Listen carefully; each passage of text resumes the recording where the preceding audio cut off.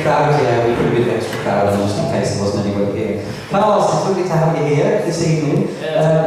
I gather you haven't been very well. Yeah, just I got back in the Lake District yesterday afternoon, and so I got home and I showered and I got dressed and started getting something in my throat, and so I woke up this morning feeling terrible. So I got a sore throat. Nikki says I have a man's flu. Okay, you're feeling okay? Yeah. So if we see you dash off all of a sudden, we'll know not to do. Just, yeah, okay, alright, that way, right? Yeah. Okay. Carlos, how long have you been here now? I've been in England since October, but I came to Gisborough in December, first week of December. Okay, and there may be people here who weren't here when you introduced yourself late last year. So just could you tell us a little bit sort of about yourself and where you're from? And you're 20, aren't you? I am.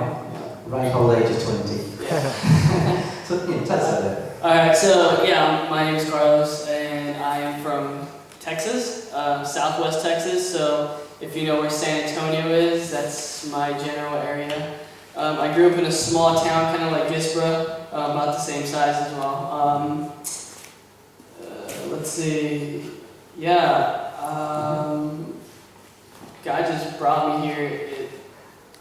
I could probably give an hour-long story of stuff that happened, but long story short, I got asked I worked at a Christian camp this past summer, and I got asked by a friend if I wanted to move to England to do some youth work. Correct. And so after praying about it, doors opened up, and I said, why not? What do I got to lose? Mm-hmm. And so... Would you say you've been a Christian for a long time? Or I didn't grow up in the church. Growing up, we didn't really go to church. I remember going to the Catholic church, like on holidays, Easter, those like major holidays. That's about it. My mom worked a lot, and so my aunt would babysit us because she only lived right down the road, and she's Jehovah's Witness. And I remember as a kid going to the Kingdom Hall and being really dressed up. It was really weird. You went there for Christmas, did you? No. No. But my parents divorced when I was about a year old, and so my mom remarried when I was about 8 or 9.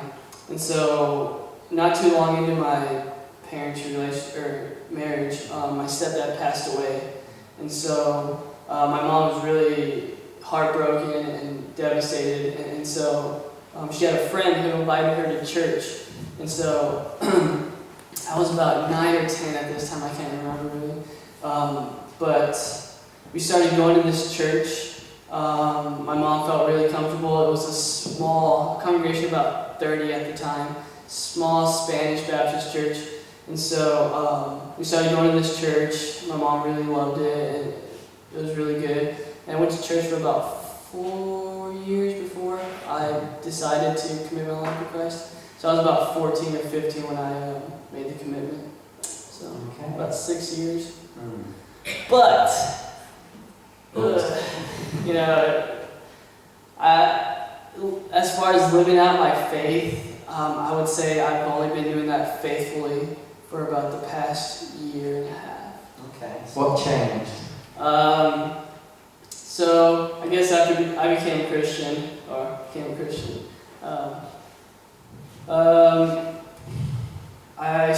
wanted to be,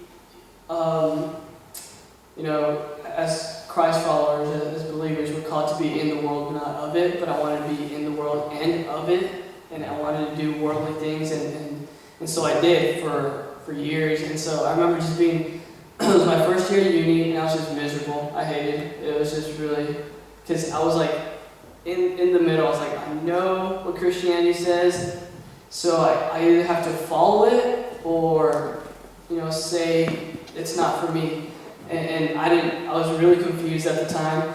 And so I remember going to my youth minister, Ralph, and I said, Ralph, I don't know what to do. Like, this is my situation. And so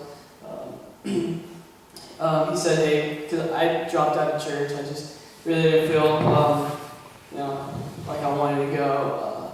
And so he said, why don't you come back and we'll start talking, I'll disciple you, I'll give you responsibility, just to get your mind off of things. And so we did that for a couple months, and it was in the summertime, and he asked me to be a sponsor to go on a youth trip to a camp. And so I did, and at this camp,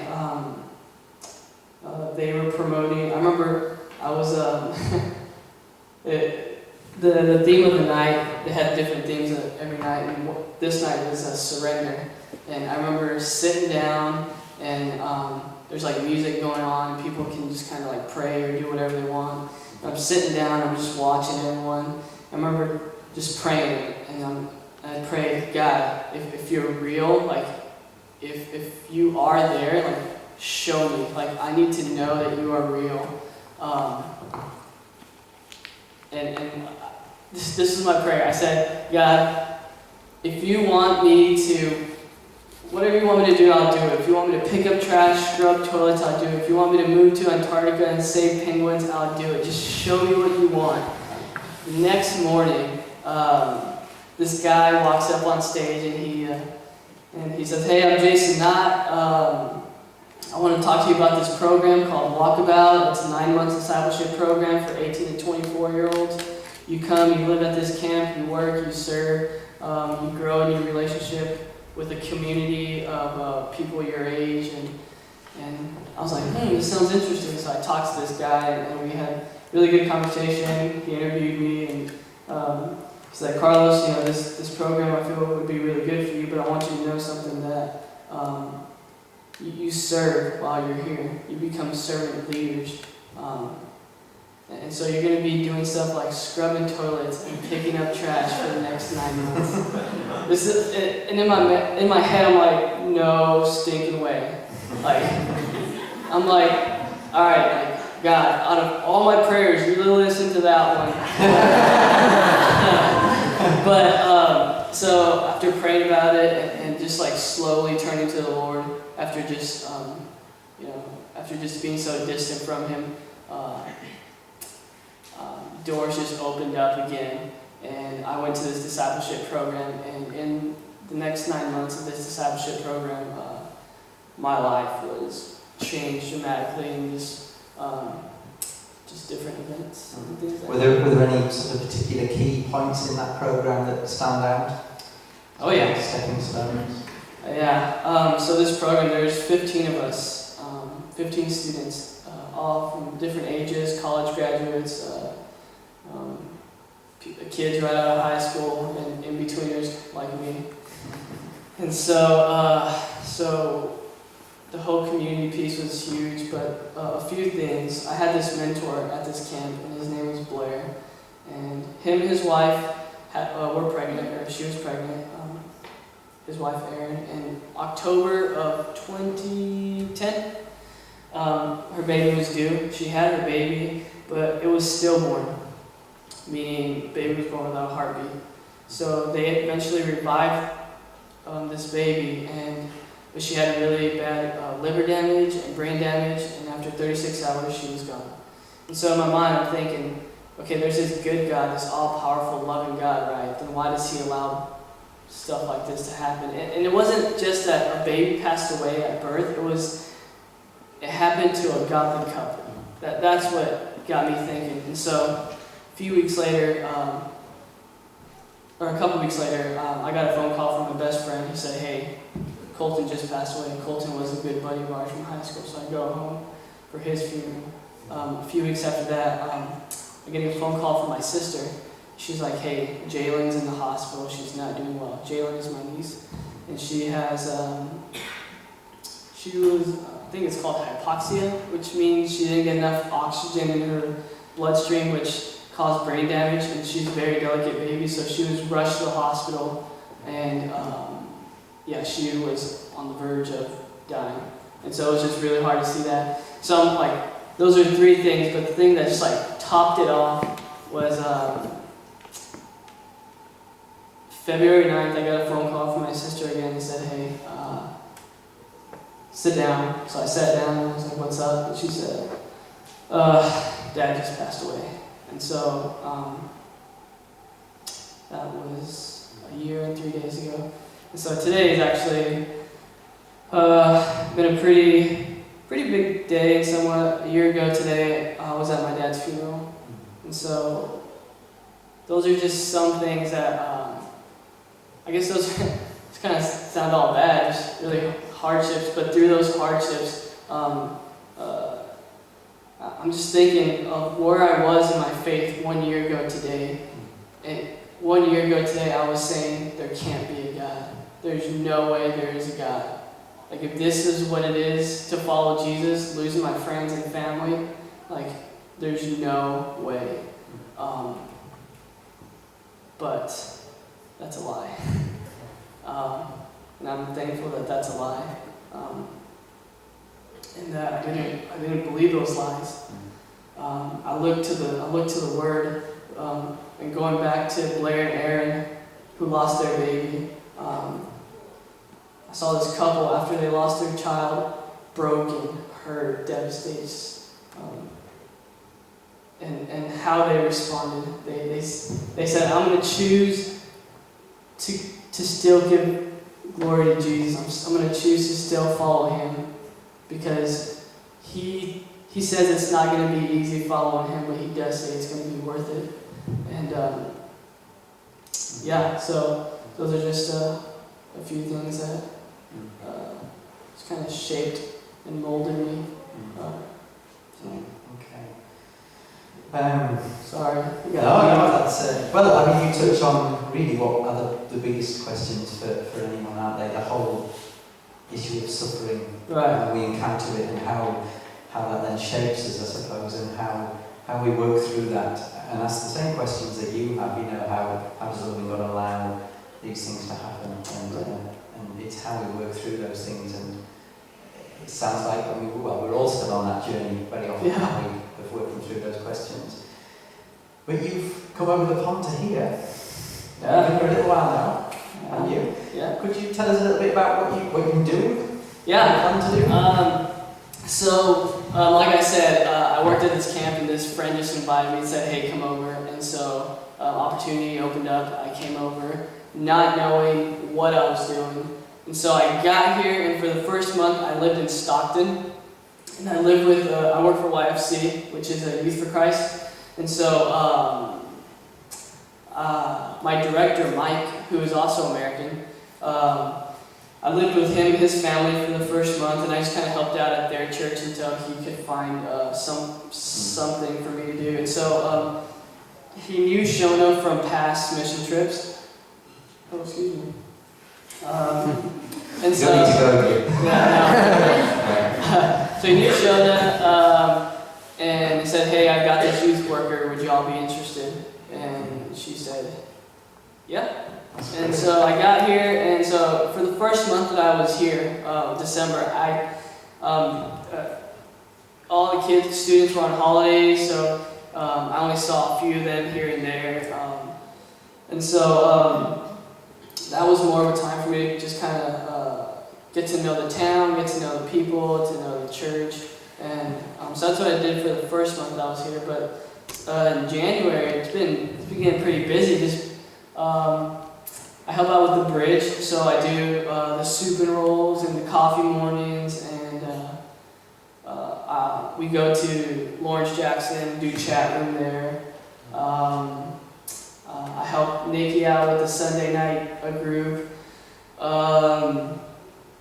What else? Nikki and I have started this Monday night discipleship course, which is really cool. That I went away to Wales the first week for a YFC conference, and I came back with this idea of starting this discipleship course. And I pitched the idea to Nikki, and Nikki was like, "Cool, God told me that too." And so we're like, "All right, let's get together and do it." And so we're doing that. Just last Sunday, I got asked to go to a nursing home and speak to some people, which... It's all part of the youth work. Yeah. So that'll be interesting. There is an event in Middlesbrough called Ignite, and I was just asked to speak at that as well. So yeah, just lots of stuff just around the area. Things are pretty busy. Right, yeah. I can tell you something else you're going to be doing as well. Oh yeah, okay. This week. I think you've all got this on your tables. Many of you will know that we started the Costa coffee shop services just before Christmas, and I think you're speaking at this one, aren't you? Yeah, I'll be speaking Wednesday the 15th of February. That's the day after Valentine's Day for everybody. Yeah. And you're going to do a short talk on crazy love. Crazy love. Yeah. Interesting. Yeah. For me, ladies, I'm not, Well, it's funny you should say that, but you're staying with my sister at the moment. Oh, yeah. You knew she was my sister. Yeah, I did. Yeah. And she was telling me that you have got some great Christian chat lines. Oh, yeah. So, You're going to give us some Christian chat lines. So where were we, Nikki? You've got your pens out to write them down for your Okay, Nikki and I, this is how it started. Okay, so Nikki and I, or not just her, it was after the first Catholic church. And so there were a few of us, and we go to the Voyager. And so we're sitting there, I don't know why we started talking about Christian pickup lines, or y'all call them chat-up lines. And so Nikki starts reading all these out, and I have this idea. I use Twitter. I don't know if y'all are Twitter people, but I tweet, and so I was like, I'm gonna make a Twitter for a Christian pickup line. And so I just found loads of Christian pickup lines online, and so I just tweet them, and I've got like a couple hundred followers and people I don't know. So let's see, what are a couple? Some must stand out. Let's see. Oh, this is a good one.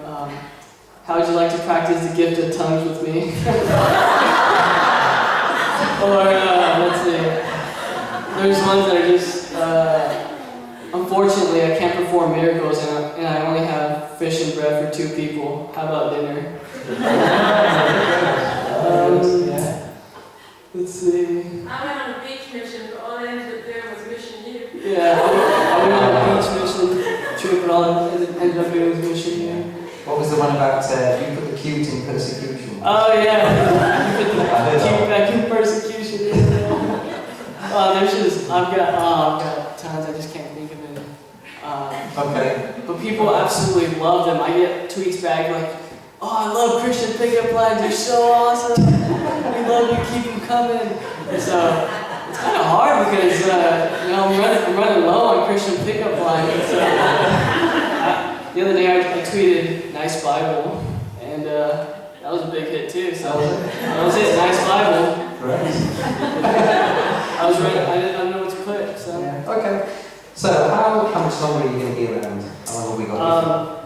So yeah, that's kind of something I'm trying to work out. So my visa ends June 28th. I don't know why. I applied for it in October, but it only gave me 8 or 9 months.